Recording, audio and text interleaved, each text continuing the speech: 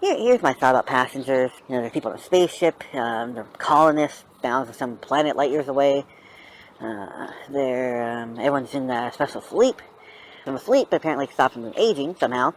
So everyone's asleep. It's going to be like a 90-year trip or something like that, close to 100 years. There's an accident, and Chris Pratt's character's woken up early, and he's not able to fix the pod or go back into sleep. And the actual crew, like the people who would be able maybe to help him with that, they're in a different section of the ship he can't get to. He can't just like wake up the captain or like wake up the engineer and be like, hey, can you... I woke up early. Can you go back to sleep? Okay, thank you. He's kind of stuck. They're traveling through outer space, so like he can't just stop at, a Jiffy Lube and get that fixed. So he's just kind of stuck and like, okay, well, when's everyone else going to wake up? Oh, 90 more years. Okay, sweet, cool, awesome. That's so wonderful. So at first, like, okay, well, just, screw it. I'm just going to go ahead and just live it up, I guess. I mean, might as well eat the food and drink the drinks and enjoy it. At first, it's like not that bad. It's hanging out, having a good time. But then after a while, it's like, well, you did all the fun stuff they had to do. Okay. Now what? He's maybe thinking about killing himself, but he can't go through with that. He sees this one pod of this girl, Jennifer Lawrence, kind of falls in love with her through the glass, so to speak. Kind of a Snow White, Sleeping Beauty scenario, I guess. And he's like, no, I can't. No, I can't. But he does. He wakes her up. And basically that's like, oh, it's an accident. It's like she doesn't know he purposely woke her up. It's like, oh, great, now you're stranded too? Crap. Oh, no, guess I might as well hang out with each other.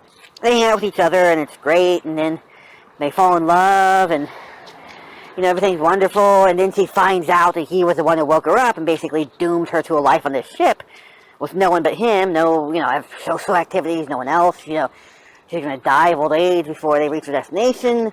Well, that kind of causes a problem. Now, the original script, if you don't know, made this much more of like a horror thriller thing. I mean, the Chris Pratt character was meant to have basically gone insane, and the way it's shot even a lot of times, you could even imagine it becoming like a thriller. She finds out that he's, more crazy from the time he was by himself than she thought. Because it wasn't like he popped out, 2 days later. He was on his own for a very long time before he did it. You can imagine her running around the ship trying to hide from him and chasing after her, I'm not going to be alone again. You can't leave me again. Desperation, And it would have been a great choice, too, because you wouldn't expect it for someone like Chris Pratt. It really would have sold the idea here's like a good person just driven to insanity. Stephen King famously talked about The Shining, based off his book, but the movie he didn't like too much because he always thought that Jack Nicholson, being Jack Nicholson, kind of came off as being kind of crazy inherently. Because Jack Nicholson comes across as being kind of crazy. And the whole point was he was supposed to be a normal writer who goes slowly crazy from this old hotel that he's at with no one else around. And it's supposed to be like, this is a regular guy. It's a regular guy driven crazy by the place, not a guy who's already crazy. So in the same way, it could have worked quite well. This script has been pretty popular. It's been actually open to the public for a long time. People have been reading it and stuff. And it's a lot darker in the script form. They actually made it a lot less dark.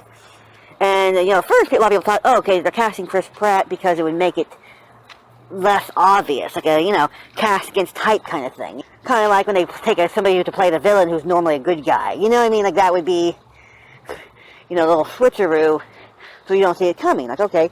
But instead, it just kind of craps out. Like, okay, he does wake her up, which is wrong. He basically stole her life, she's not going to make it to her destination, not be able to do all the stuff she wanted to do. Basically be like kidnapping somebody and like forcing them to live in their basement with you or something, It's a really bad thing, and the problem with the film is, that's a really dark thing, and they could have kept them going dark. It would have been satisfying. Or if you're not going to go dark, you need to change it and make it be a different story, One possibility is simply to make it, if you're going to make it less dark, have the Lawrence character wake up accidentally also. That way it's not his fault. Because it's kind of like, okay, you purposely ruined someone's life. Yeah, you wanted companionship, but you could have just, killed yourself at that point or something. Like you wound up, you basically murder somebody. You steal their life and, take it from them.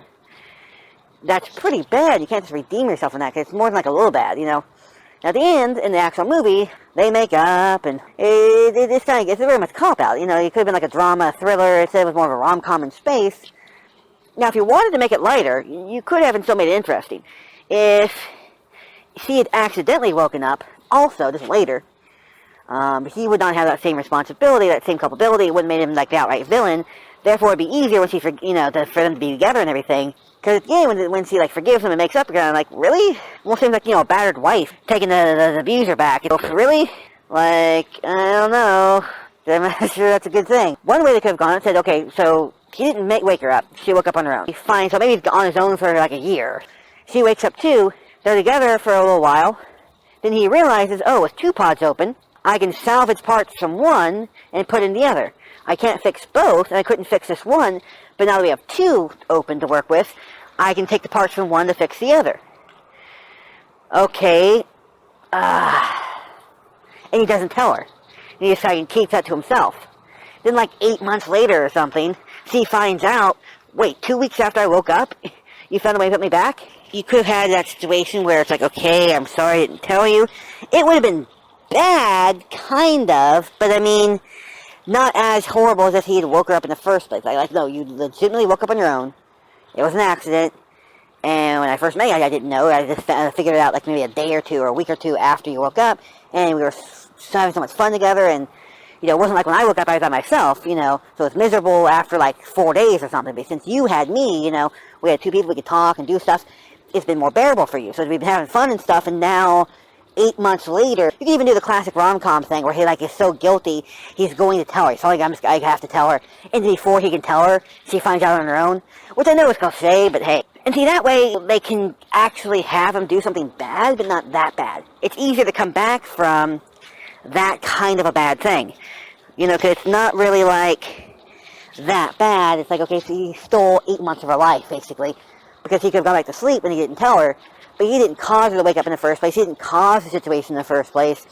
And 8 months off your life is like, okay, exercise slightly more, don't eat bacon as much. Boom, you got 8 months back. It wouldn't be that bad. It'd be much more understandable, much more redeemable. And at that point, you can just end it the way they did.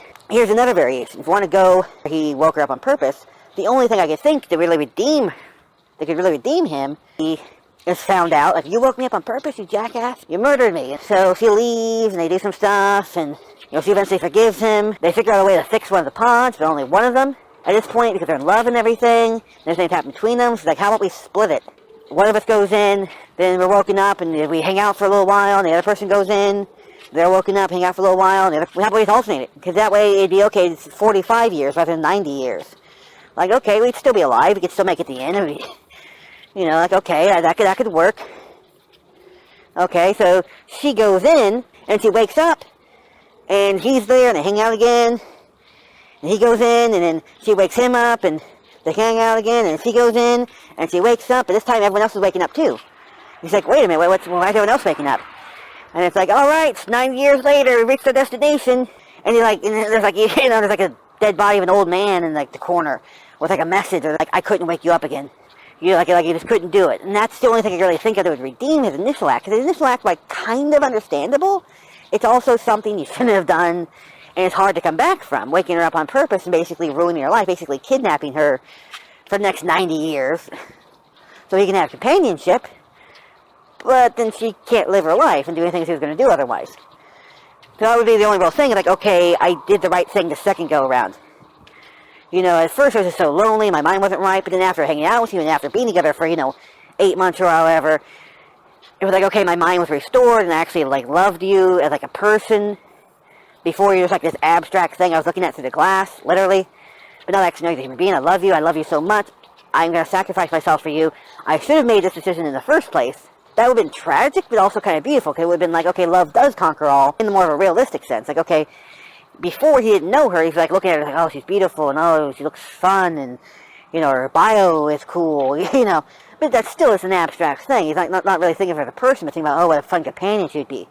Once he actually falls in love with her, like, no, she's a real person who had hopes and dreams and stuff that's now been ruined.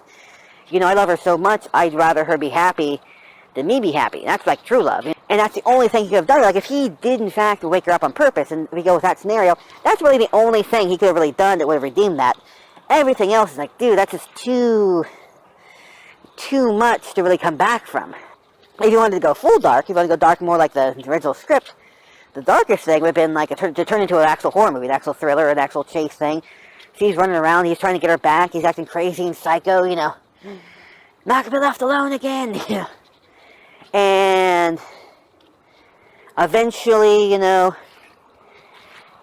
after so long, she comes back, like, look, I'm sorry, like, I love you, I still want to be with you, and, like, okay, they're together, they hug, and then she, like, stabs him to death.